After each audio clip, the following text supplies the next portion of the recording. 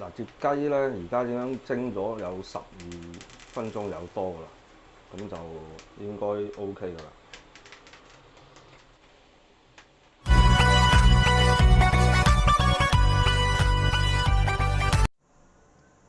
Hello， 大家好，又係我徐宇子，今日會做一個北菇紅棗杞子蒸雞，呢個餸都好家常菜，經常大家我諗都會做。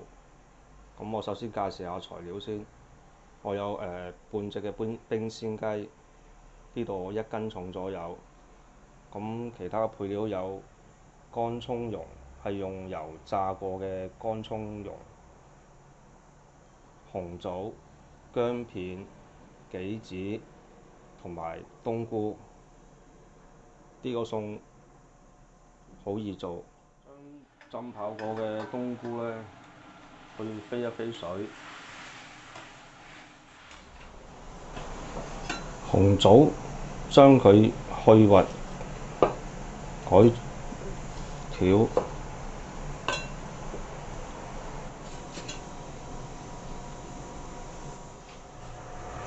首先要處理嗰個雞，我哋用1湯匙左右嘅鹽，再加水落去，將隻雞放落去浸佢20分鐘左右，咁樣做可以去除雞嘅血腥味、雪味。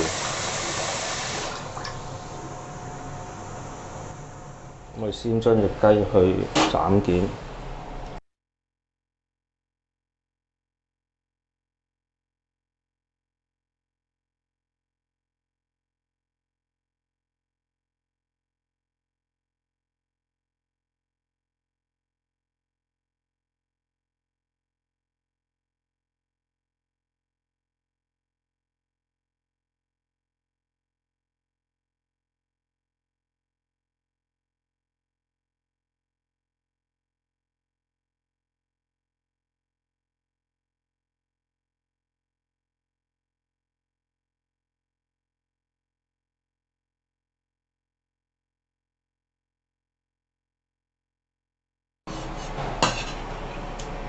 咁我哋嘅雞就已經將佢改咗件，下一步就去醃製啦。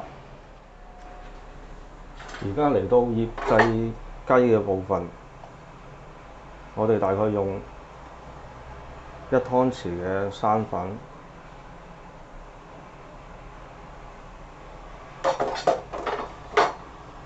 先撈勻嗰啲雞先。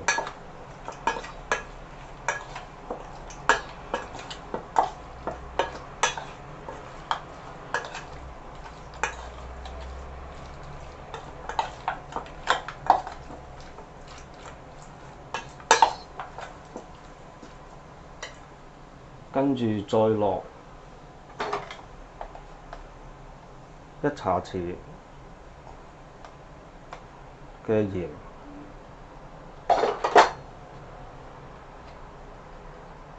，1.5茶匙嘅糖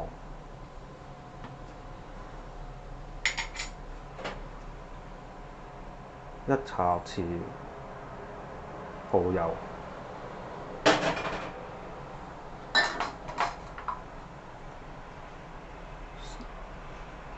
半茶匙嘅豉油，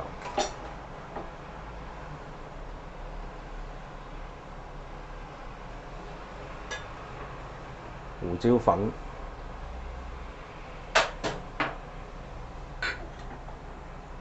少少嘅紹酒，咁咪再撈一撈佢先。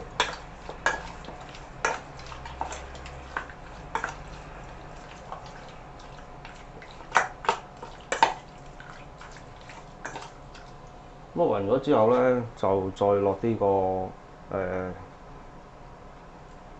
冬菇，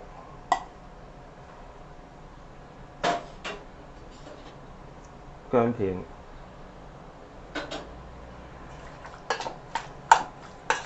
再撈一撈佢。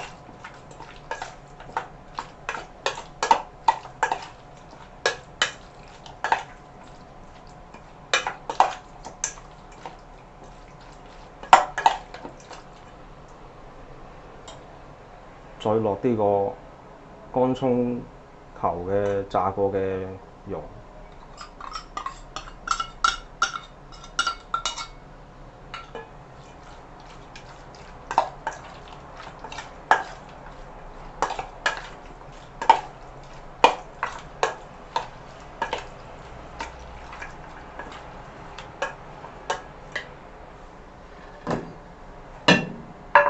我要再鋪平佢落隻碟嗰度。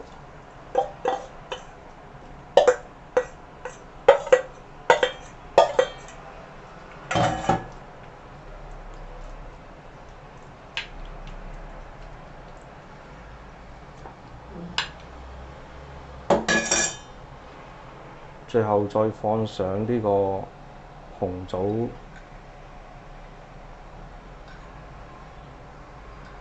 鋪喺面，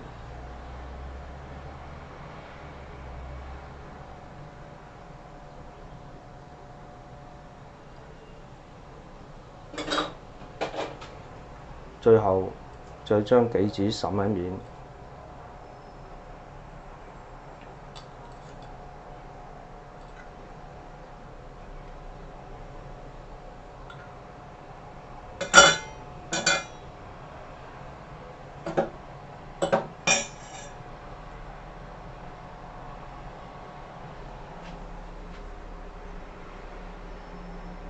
咁呢個北菇紅棗杞子蒸雞就已經醃好啦，再上大火蒸佢12分鐘到。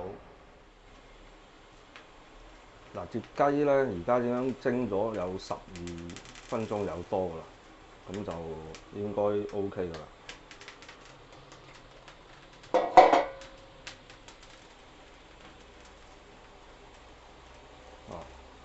已經夠熟。